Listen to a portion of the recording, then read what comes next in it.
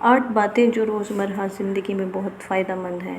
Number 1، اگر خوشی چاہتے ہو تو وقت پر عبادت کرو۔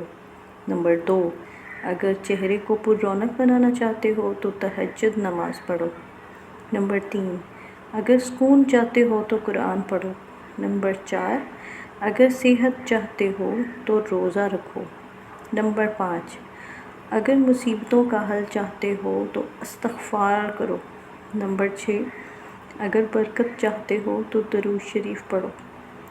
نمبر 7، اگر مشکلات ختم کرنا چاہتے ہو تو لا حول ولا قوت الا باللہ پڑھو۔ نمبر 8، اگر غموں سے نجات چاہتے ہو تو دعا مانگو۔ ویڈیو اچھی لگی ہے تو میرے چینل کو ضرور سبسکرائب کر دیں۔ شکریہ۔